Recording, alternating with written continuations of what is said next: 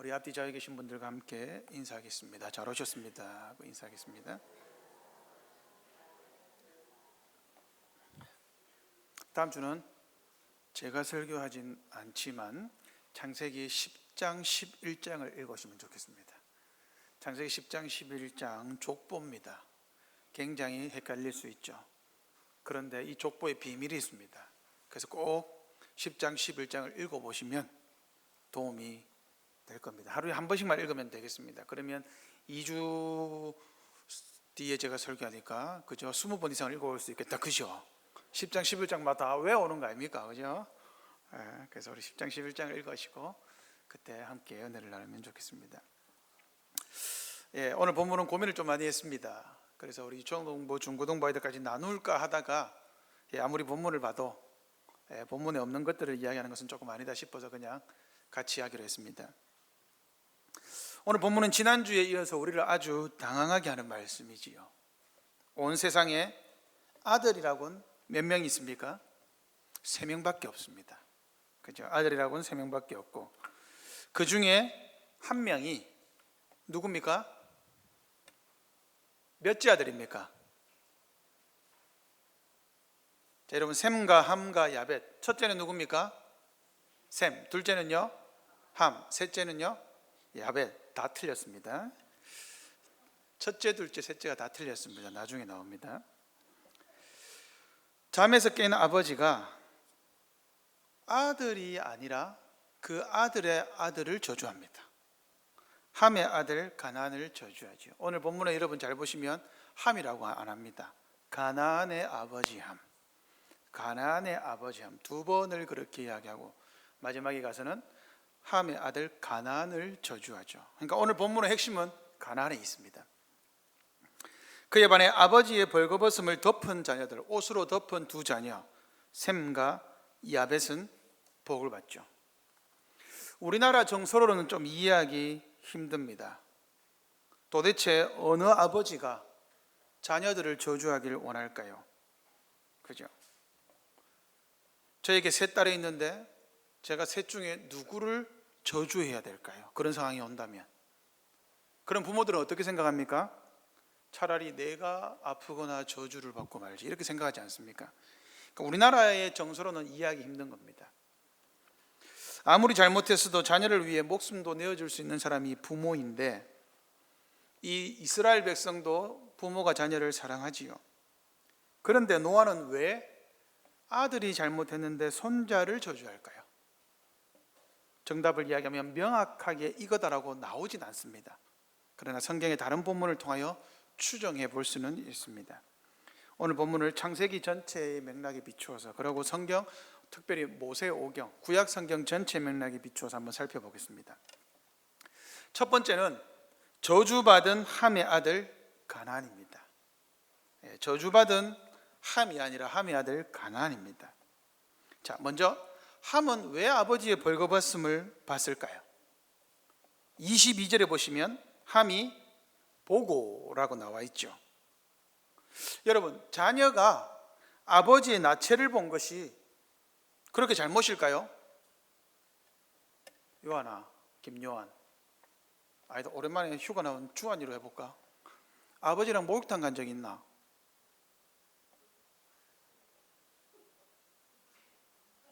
주영이도 없어? 너 당장 목욕탕 가라. 아버지하고 뭐 하는 짓이고? 박 이사, 아버지랑 목욕탕 가본 적 있어? 어때? 뭐야 이거는? 그죠? 저는 뭐 아들이 없어서 목욕탕을 데려가 볼 수는 없죠. 올해 예준이 아버지, 예준이 데리고 목욕탕 가봤습니까? 안 가봤어야지. 한번 가보세요.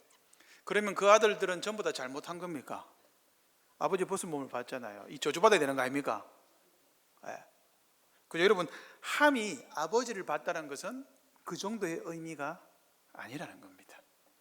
자, 그러면 아버지가 발가벗고 자고 있다고 해서 그것을 형제들에게 말했습니다. 야, 자, 아빠 봐봐. 옷 벗고 자고 있어. 이게 과연 저주를 받을 만한 큰 죄일까요? 본문은 도덕적으로 그렇게 말하지 않습니다. 이 본문을 그렇게 보면 오해할 수밖에 없습니다.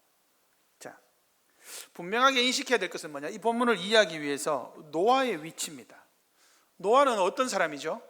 지금 여기서 노아는 새로운 아담, 두 번째 아담입니다.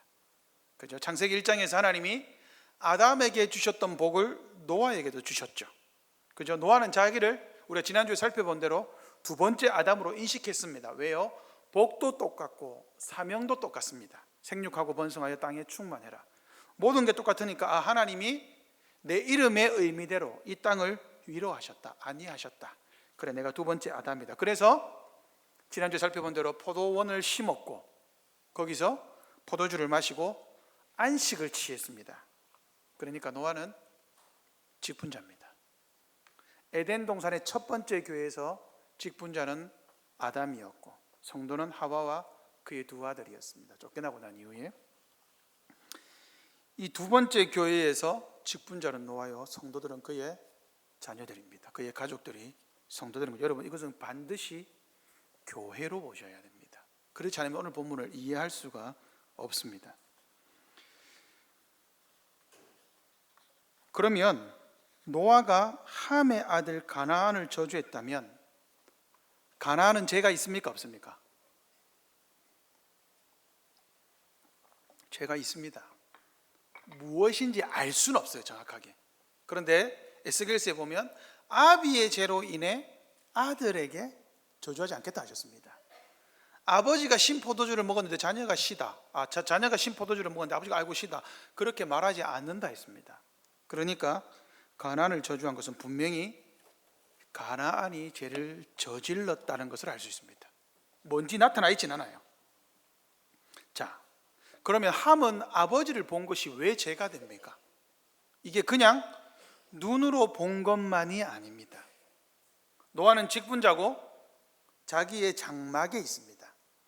함이 아버지의 벌거벗음을 안식을 취하고 있음을 보았습니다. 어떤 점에서 함이 이게 심각한 범죄가 되느냐? 이 보았다라는 동사가 그냥 지나가다가 아이고 좀 뭐하노 이러고 본 게 아닙니다. 여기서 보았다라는 단어는 우연히 보다라는 단어가 아니라 집중하게 보는 겁니다. 이해하기 위해서 보는 겁니다. 그리고 관찰하기 위해서 살펴보는 겁니다. 지금 여러분 함은 몇 살일까요? 이 함이 몇 살입니까? 노아가 몇 세 때에 자녀를 낳았습니까? 500세의 자녀를 낳았습니다. 그리고 홍수는 몇 년도에 일어났습니까? 600년에 일어났습니다. 그리고 노아가 방주에서 나와서 포도원을 심었습니다. 지난주에 살펴본 대로 포도주를 마시기 위해서 몇 년 걸린다 그랬습니까? 평균 6년. 그죠? 그러면 지금 적어도 함이 몇 살입니까? 100살이 넘은 것은 알 수 있습니다. 이 어린아이가 아닙니다. 이 함은 어린아이가 아니에요. 나이가 100살도 넘은 아들이 아버지의 벗은 몸을 보고 왜 그렇게 집중하고 관찰하고 그렇게 보았을까요? 의도를 가진 관찰이죠. 두 번째, 이게 함의 제약이라는 게 또 나옵니다. 뭐냐? 형제들에게 말합니다.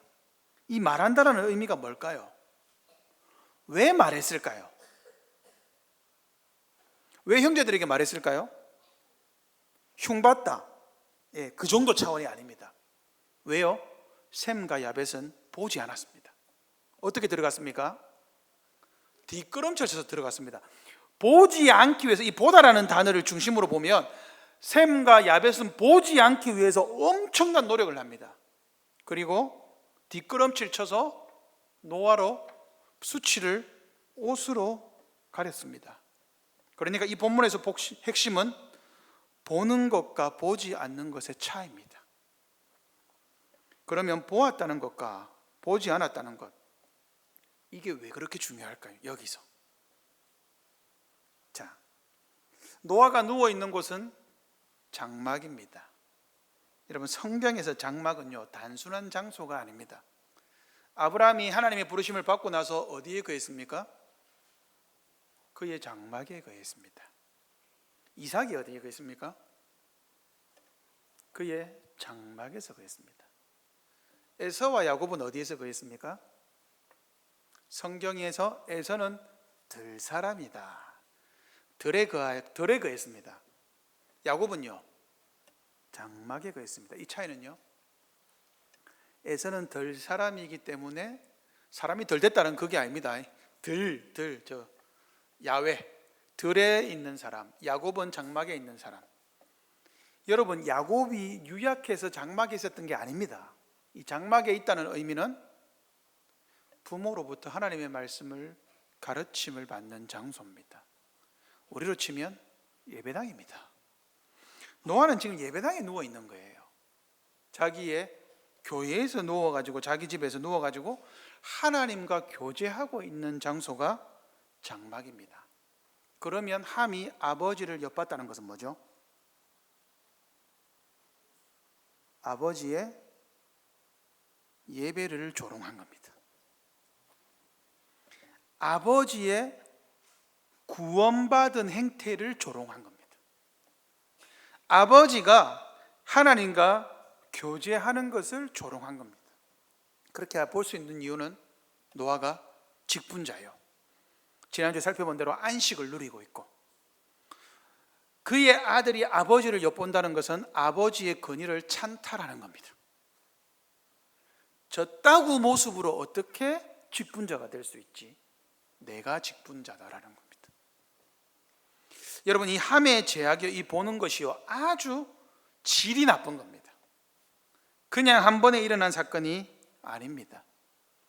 함이 여기서 어떻게 하느냐? 자기만 제약을 짓는 것이 아니라 셈과 야벳을 꼬십니다. 아버지 봐라, 저게 우리의 아버지다. 저 정도 모습으로, 저런 모습으로 저렇게도 되나? 가가지고 우리가 아버지의 자리를 빼앗자. 그게 셈과 야벳이 뒷걸음질 쳐서 들어간 이유입니다. 셈과 야벳은 그 잘못에 동조했습니까? 아니면 거부했습니까? 거부했습니다. 그래서 아버지 하체를 보지 않은 거예요. 볼까봐 두려워서 뒷걸음질 쳐서 들어가서 아버지의 하체를 가렸습니다. 즉, 함은 아버지의 구원을 조롱했고, 구원을 조롱한 것뿐만 아니라 아버지의 그 구원을 조롱하는 것에서 형제들에게 참석토록 거짓 증거를 퍼뜨렸고, 거기에 동조하게 꼬셨습니다. 그러나 셈과 야벳은 그 행위를 거부했습니다. 그러고 노아가 술이 깨었습니다. 자기에게 한 일을 알았습니다. 그러면 여러분, 노아가 정상적이라면 어떻게 됩니까? 아이고, 내가 미친놈갑다, 내가 술 취해갖고 먹고 뻗어 잤네, 미안하다, 이렇게 말해야 정상 아닙니까? 근데 노아가 뭐라고 합니까? 한 일을 듣고 가나안을 저주해버립니다. 여기 되게 이상하지 않아요? 잘못은 함이 했는데 왜 가나안을 저주할까요? 자, 24절 한번 보세요. 오늘 우리가 읽은 본문 24절. 자, 같이 한번 읽겠습니다. 시작.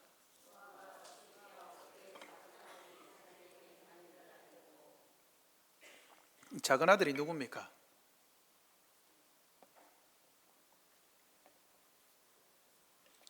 과연 이 단어가 어린 아들을 말하는 걸까요? 함이 100살이 넘었는데 어린 아들이에요? 이게 가나안일 가능성이 많습니다. 즉, 무슨 말이냐? 함의 제약이 가나안이 동참했다라는 것을 알 수 있습니다.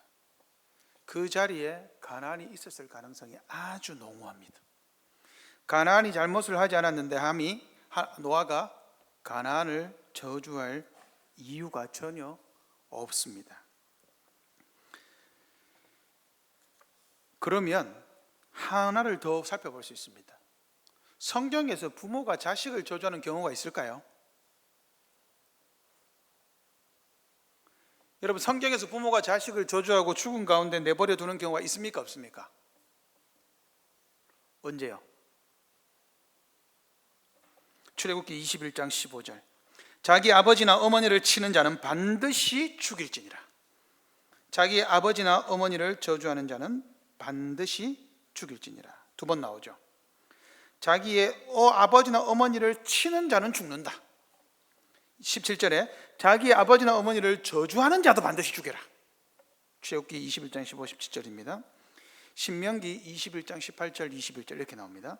사람에게 완악하고 패역한 아들이 있어 그의 아버지의 말이나 그 어머니의 말을 순종하지 아니하고 부모가 징계하여도 순종하지 아니하거든 그의 부모가 그를 끌고 성문에 이르러 그 성읍 장로들에게 나가서 그 성읍 장로들에게 말하기를 우리의 이 자식은 완악하고 패역하여 우리 말을 듣지 아니하고 방탕하며 술에 잠긴 자라 하면 그 성읍의 모든 사람들이 그를 돌로 쳐 죽일지니 이같이 내가 너희 중에서 악을 제하라.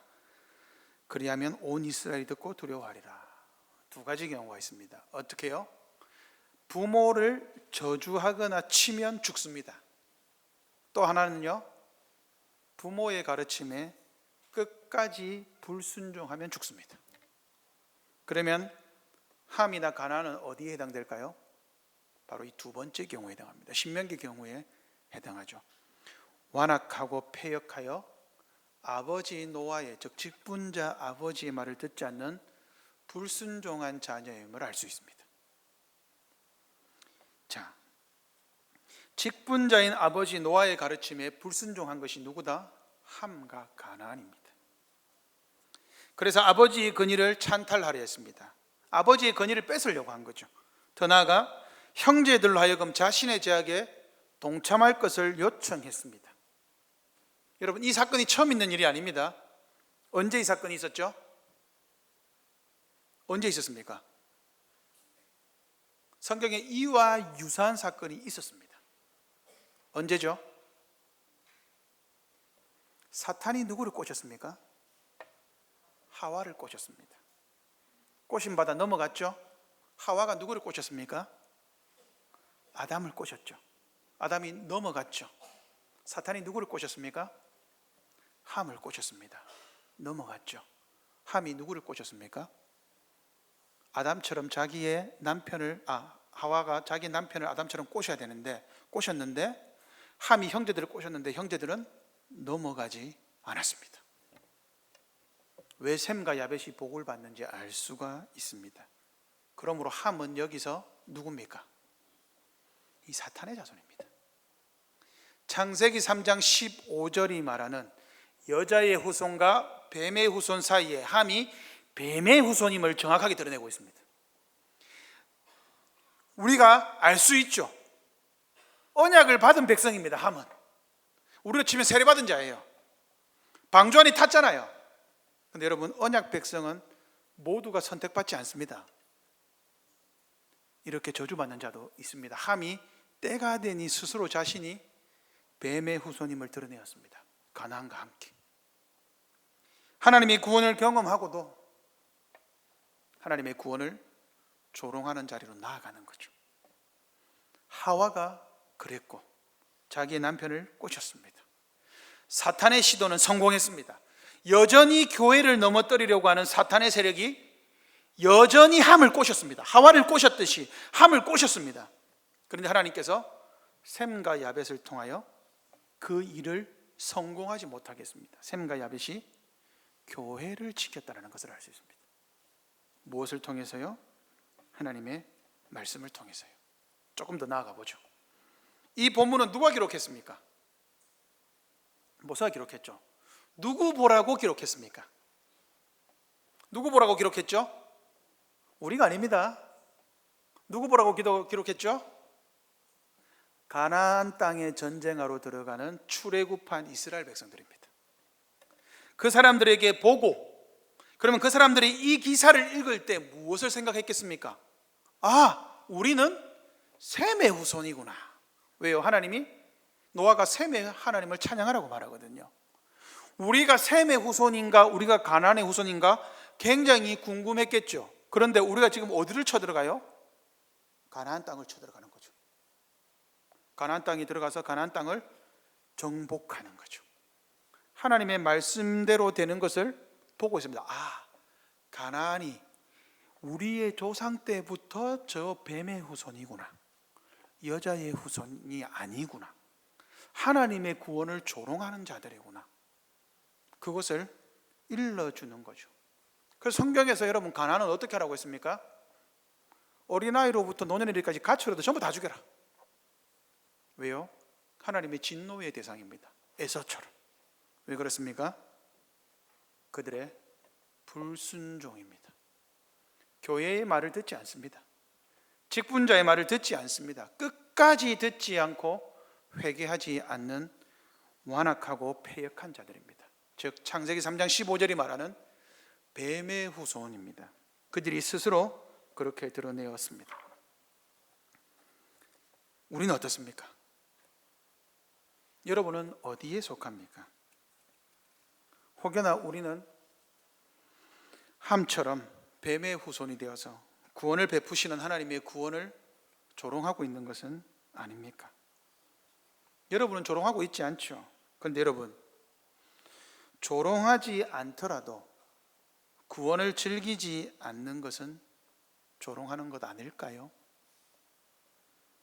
구원받은 사람들을 이상하게 생각하고 굳이 저렇게까지 해야 되나? 신앙생활을 하는데 저렇게까지 해야 되나? 즉 구원받았음을 적극적으로 추구하지 않는 것은 조롱하는 것 아닐까요? 다릅니까? 중간지대는 없습니다, 여러분. 언약적 복이 없으면 언약적 저주입니다. 우리가 함처럼 교회 직분자를 조롱하는 것, 말씀의 권위를 인정하지 않는 것이 조롱하는 것입니다. 교회 직분자는 사람이 세운 것이 아니라 하나님이 세운 것이죠. 그러므로 구원이 풍성한 교회의 첫 번째 출발은 뭐냐? 하나님의 교회를 세워가는 직분자를 존중하고 권위를 인정하고 그를 통해 흘러나오는 구원을 사모하고 선포하는 구원을 함께 즐겨가고 누려가는 것입니다. 구원의 말씀을 기이 여기지 않는 자는 저주 가운데 있음을 알아야 합니다. 두 번째, 복받는 셈과 야벳입니다. 함이 사탄의 꼬임을 받았습니다. 그리고 자기 아들 가나안과 함께 그의 형제들에게 속삭였습니다. 함께 죄를 짓자. 아버지의 권위를, 교회 직분자의 권위를 무너뜨리기 위한 부당한 사탄의 시도를 따라합니다. 여러분, 이런 점에서 여러분 너무 잘하고 계시는데 앞으로도 그러지 마시기를. 옆에 사람이 나한테 얘기하는 게 과연 교회를 세우는 말인지 무너뜨리는 말인지 구별하셔야 합니다. 그렇지 않으면 함을 따라갈 수가 있고 그 말을 거부할 때 우리는 셈과 야벳의 자리에 설 수 있습니다. 아무리 그 말이 옳다 하더라도 교회를 무너뜨리는 말이라면 무시하셔야 합니다. 그 말을 거부하셔야 합니다. 셈과 야벳처럼 뒷걸음질 쳐서 들어가서 아버지의 수치를 덮는 그 일이 있어야 합니다. 보는 것은 죄악과 관련되고 보지 않는 것은 권위를 인정하고 순종하는 것과 관련되어 있죠. 여러분, 노아 시대 생각해 보십시오. 옷이 많았을까요? 서희숙 집사님, 옷 하나 만드는데 얼마 걸립니까? 또르륵 똑똑똑 딱 하면 바지 하나 만드는데 1시간 걸립니까? 혼자면 1시간, 2시간 걸립니까?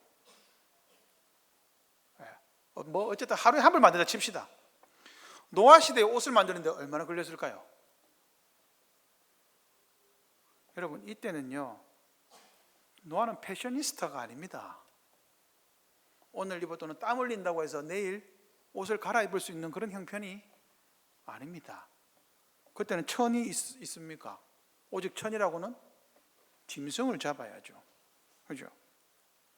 그러니까 여러분, 옷을 덮었다는 것은 그 옷이 가지고 있는 권위가 있습니다.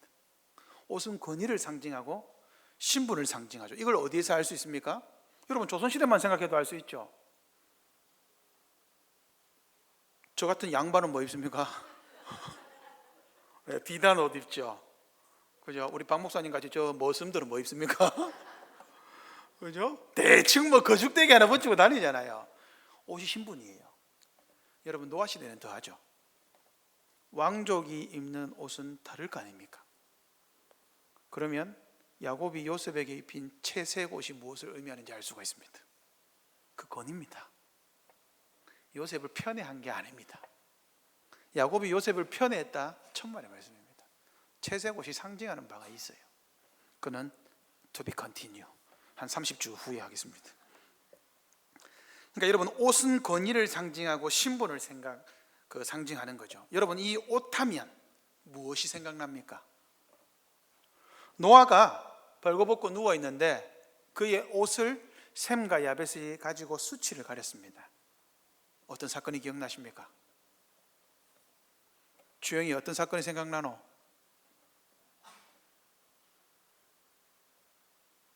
모르겠지? 일어서 있어라. 농담입니다. 앉으세요. 여러분, 뭐가 생각납니까?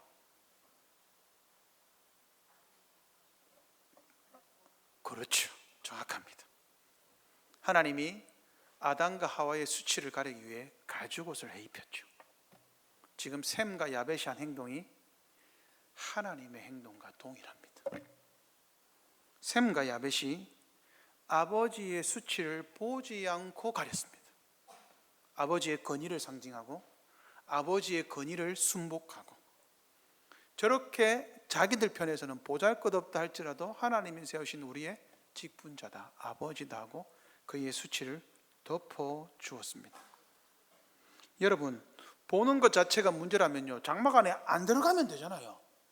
그러면 안 보니까 죄를 안 짓는 거잖아요. 그런데도 불구하고 굳이 뒷걸음질 쳐서 들어간 이유가 뭡니까? 수치를 가리기 위함, 즉 아버지의 권위를 존중하기 위함입니다. 안 보면 그만인데 굳이 들어가서 가린다는 것은 의미가 있는, 상징이 있는 행동인 거죠. 그러자 노아가 일어나서 복을 선포합니다. 뭐라고 선포합니까?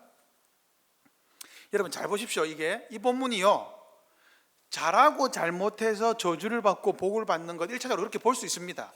그런데 노아의 이 선언은요, 예언입니다. 직분자가 하는 건요, 기분이 나빠가지고 가나 누구 오늘 작살난다, 이게 아니에요. 기분 나빠서 한 말이 아닙니다. 노아는 직분자이기 때문에 노아가 여기서 말한 것은 예언입니다. 하나님의 말씀의 선포요, 약속이기도 합니다. 구속 역사에 대한 선언입니다. 여러분 한번 보십시오. 노아가 셈의 하나님을 찬송하지요. 가나안은 종의 종이 되지요. 즉 가나안은 함의 자녀 가나안은 죄의 저주의 심판을 받았고, 셈과 야벳은 의의 심판을 받았습니다. 그죠? 둘 다 똑같습니다. 그런데 내용은 180도 다르죠. 셈의 하나님 여호와를 찬송하리로다, 이거 어디서 들어본 말입니까? 찬송하리로다, 우리 주 예수 그리스도의 하나님께서. 에베소서 1장에 나오는 송령입니다. 사도 바울의 송령이죠. 이거 찬송입니다. 이 자체로 찬양이에요. 우리가 하나님 아버지께 구원하심이 보좌에 앉으신 우리 하나님과 여호와께 있도다, 아들 어린 양께 있도다, 이거 송령입니다. 그 찬양을 지금 준 거예요. 자, 여러분 셈이 누구죠? 셈, 함, 야벳. 이스라엘은 어디에 속합니까? 셈입니까? 야벳입니까? 셈입니다. 그러면 누가 장자입니까? 야벳이 첫째입니다.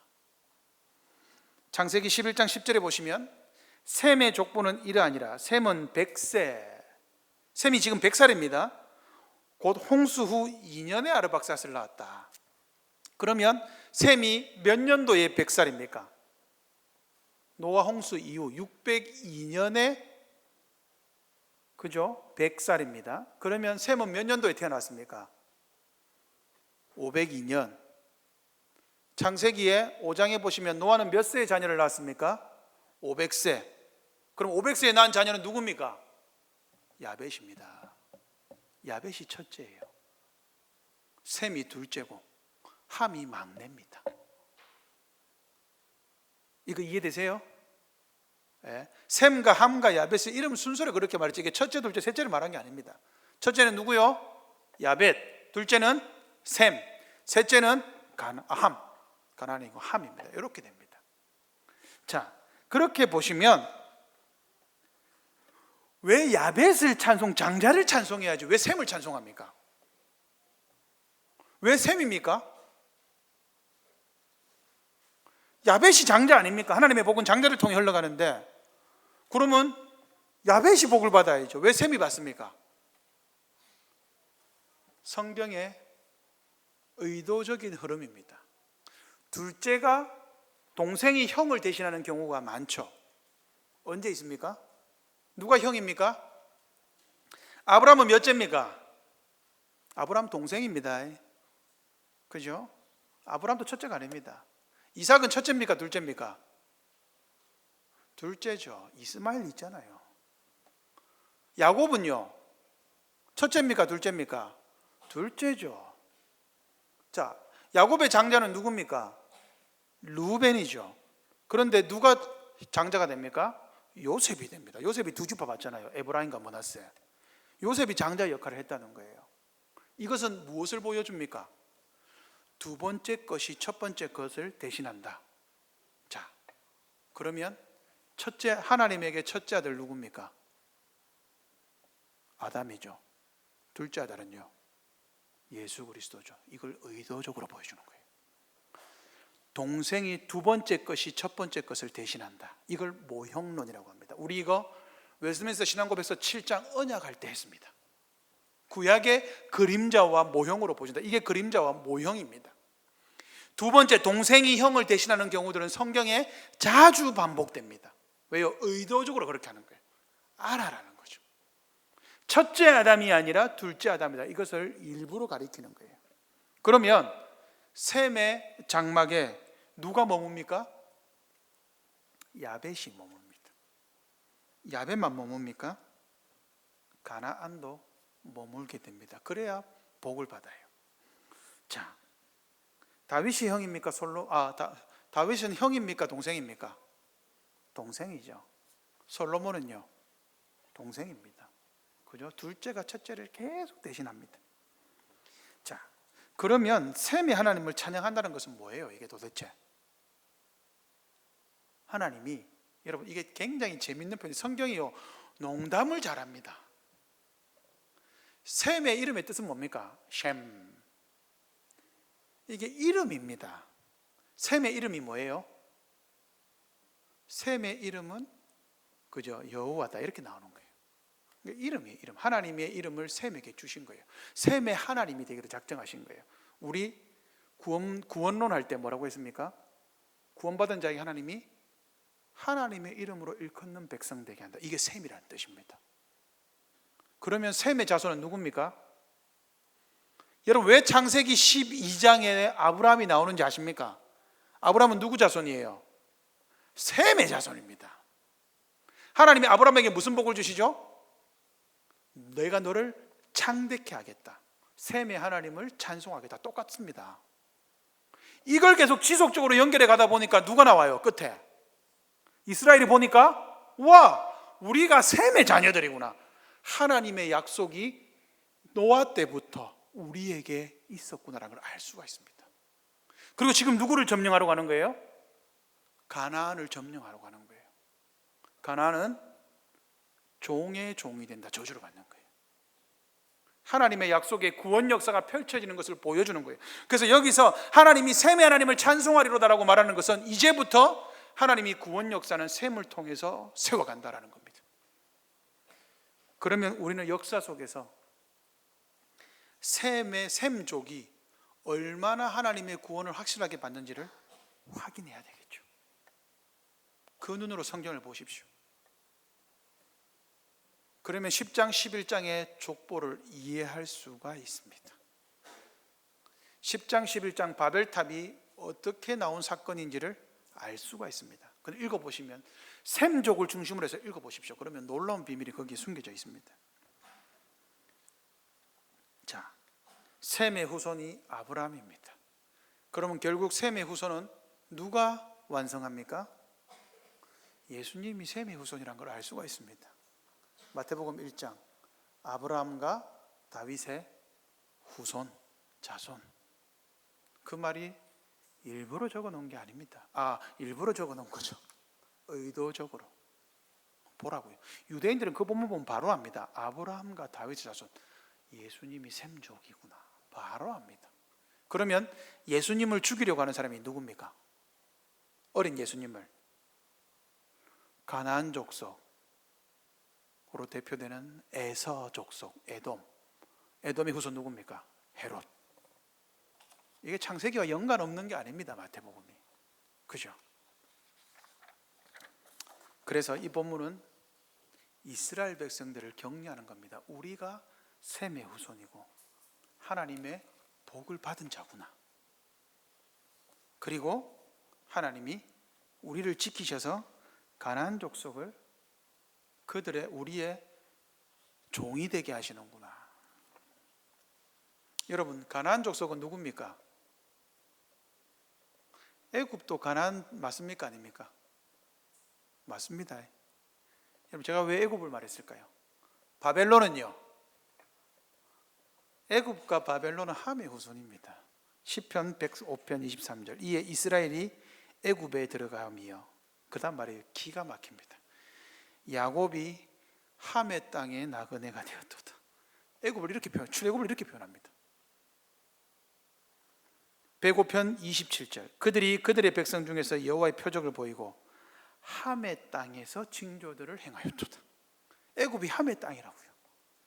시편 106편 22절, 그는 함의 땅에서 기사와 홍해에서 놀랄 만한 일을 행하신 이시로다. 이게 뭐예요? 셈을 함으로부터 구원하는 일 아닙니까? 성경이 다 연결되어 있습니다. 그런데 여러분, 성경에 영원한 저주는 없습니다. 가나안은 구원받습니까? 못 받습니까? 가나안 족속들은 구원받습니까? 못 받습니까? 구원받는 방법은 뭐예요? 저주를 저주로 받으면 됩니다. 가나안에게 종의 종이 된다는 말은 무엇입니까? 다르게 해석하면 최고의 종이 된다 이 말입니다. 네 최고의 종이 된다. 그럼 최고의 종이 되면 구원받죠. 여러분, 종으로서 구원받아서 천국 가면 종입니까? 아닙니까? 아닙니다. 그게 무슨 저주입니까? 그러니까 여러분, 가나안 땅의 사람이 되어서 가나안 백성들은 영원한 구원이 없느냐? 아닙니다. 구원받은 사람들이 있습니다. 가나안 사람으로서 구원받은 사람 누굽니까? 누가 있죠? 저주를 저주로 받으면 구원받습니다. 누굽니까? 기생라. 가나안 사람 아닙니까? 가나안 사람인데 구원받죠. 또 누가 있습니까? 여러분 잘 들어보십시오. 여호수아에게 찾아옵니다. 바로 옆에 동네에 사는 사람들인데 우리가 멀리서 왔습니다. 보십시오. 떡을 해왔는데 떡은 곰팡이가 피었고 포도주는 상했습니다. 우리가 멀리서 와가지고, 왜요? 멀리서 온 사람들에게는 가서 화평을 전하라 했거든요. 먼저 대적하면 죽이고 화평을 선언하면 살려라. 근데 가까이 있으면 바로 다 죽여라 그랬거든요. 누구에게요? 하나님이 여호수아에게. 이 사람들 누구죠? 기브온 거민들입니다. 여호수아 9장 10장에 기브온 족속들이 거짓말 치는 거예요. 여호수아한테 와가지고 우리가 멀리서 왔습니다. 멀리서 오면 뭐예요? 화평을 선언받을 수 있거든요. 그러니까 여호수아가 이걸 알았어요. 야 이씨 누구 가까이 있었네, 일로 와. 누구 이렇게 할 수 있습니까? 없습니까? 못해요. 왜요? 하나님의 언약으로 이미 받아버렸거든요. 그러면 뭐라 그럽니까? 성경이 기브온 사람들은 이스라엘 백성들의 물길른 자가 되었단 말입니다. 무슨 말이에요? 종이 되었다 이 말입니다. 그거 저주죠. 이스라엘 백성들의 종이 되는 것. 하나님께서 노아에게 주신 복이 저주가 이루어졌습니다. 그러면 기본 거민들은 구원받습니까? 구원 못 받습니까? 구원받잖아요. 이스라엘 백성들의 족보에 이름이 들어와요. 이 사람들은 언제 이름이 나오는지 아십니까? 포로기한 할 때, 느헤미야가 예루살렘 성벽 재건할 때, 그때 이 사람들이 이름이 나와요. 그 말은 무엇입니까? 저주를 저주로 받았더니 구원받더라는 거예요. 이해되세요? 하나님이 가나안에게 주신 그 저주는 저주를 저주로 받으면 복이 됩니다. 그러면 우리는 여기서 한 가지를 알 수 있습니다. 이게 저주입니까? 영원한 저주가 아닙니다. 저주를 저주로 받으면 복이 되죠. 이 저주는 어디에서 완성됩니까? 아들 예수 그리스도에게 완성됩니다. 자기 아들을 저주하는 아버지는 없습니다. 그러나 하늘 아버지는 우리를 구원하기 위해, 셈의 하나님이 되시기 위해 많은 아들 중에 하나가 아닙니다. 하나밖에 없는 독생자를 저주하셨습니다. 십자가에 달린 자마다, 나무에 달린 자마다 저주를 받았다. 하나님께 누가 저주받습니까? 죄 짓지 않는 아들이 저주받았습니다. 하나님의 아들 예수 그리스도께서 저주를 받으셨습니다. 그 결과 마귀와 죄의 저주를 받았던 우리가 아들이 되는 일이 일어났죠. 저주로 받은 예수 그리스도 때문에 우리는 이제는 저주가 아니라 구원을 받습니다. 여러분, 신약 시대에 종이 있습니까? 오늘날 종이 있어요? 종이 없어요. 그러면 가나안의 저주가 예수 그리스도에게서 완전히 풀렸다 이 말입니다. 누구나 교회 안에서는 로마 시대 보십시오. 저주를 받아서 종이 되었어도 예수님을 믿는 순간 어떻게 됩니까? 형제로 둔갑합니다. 얼마나 놀라운 일입니까? 그게 빌레몬스입니다. 네 종 오네시모 형제 아니냐 이렇게 말합니다. 사도 바울이. 예수 그리스도의 십자가에서 이 저주는 풀렸습니다. 예수님이 저주를 다 가져가셔서 우리는 이제 종이 아니라 셈의 하나님을 찬송하는 하나님의 자녀가 되었습니다. 말씀을 맺겠습니다. 사랑하는 성도 여러분, 이 복을 받읍시다. 사탄은 시시때때로 교회를 넘어뜨리려고 합니다. 사탄은 시시때때로 함처럼 교회의 권위를 넘어뜨리고 사탄의 계획을 이루어가려는 사람들을 찾습니다. 베드로 사도가 그렇게 말하죠. 근신하라 깨어라. 악한 사탄 마귀가 우는 사자같이 삼킬 자를 두루 찾는다. 하지만 우리 구주 예수님께서 그 저주를 받으셨고 우리에게 복을 주셔서 이 교회를 지키도록 하셨습니다. 그러므로 교회를 지키는 것은 복입니다. 이 교회를 말씀 가운데 지켜가는 것은 복입니다. 옆에 사랑하는 형제 자매들이 혹여나 넘어질 때에도 함께 넘어지지 않는 것 복입니다. 그리고 그 복으로 우리는 넘어지는 자들을 세워줄 수가 있습니다. 역시 복입니다. 그것이 예수 그리스도를 닮음이죠. 그러므로 그리스도의 십자가보다 더 큰 복은 우리에게 없습니다. 그리스도 십자가의 복을 최고의 복으로 여기지 않는 것은 그리스도의 십자가를 조롱하는 것입니다. 그래서 사도 바울은 십자가의 도가 멸망하는 자들에게는 미련한 것이지만 조롱이죠. 구원을 받는 우리에게는 하나님의 능력이다, 복이다 말했습니다. 우리의 모든 것을 내려놓고 오직 이 십자가 복음만 믿고 자랑합시다. 우리의 생각과 우리의 방법과 우리의 힘을 내려놓고 오직 주님께만 기대어 살아갑시다. 주님은 우리에게 셈의 하나님이 되겠다 약속하셨습니다. 그 약속을 받은 자, 아브라함의 하나님, 이삭의 하나님, 야곱의 하나님이 되셨습니다. 그 약속을 받은 자, 우리의 하나님이 되셨습니다. 그 약속을 받은 자, 큰사랑교회 하나님이 되신다고 약속하셨고 여러분 각자의 하나님이 되어주신다고 약속하셨습니다. 우리 하나님이 되시어 반드시 우리의 찬양을 받고야 마십니다. 셈의 하나님을 찬송하리로다. 우리의 하나님을 찬송하게 될 줄로 믿습니다. 하나님을 구원자로 찬양하는 이 복을 모두 받으시는 우리 사랑하는 성도님들 되시기를 바랍니다. 아멘. 우리 오늘 받은 말씀을 기억하며 말씀에 해답하겠습니다. 찬송가 350장입니다. 350장 찬송하며 하나님 말씀에 해답하며 또한 준비한 예물 하나님 앞에 봉헌하겠습니다. 350장입니다.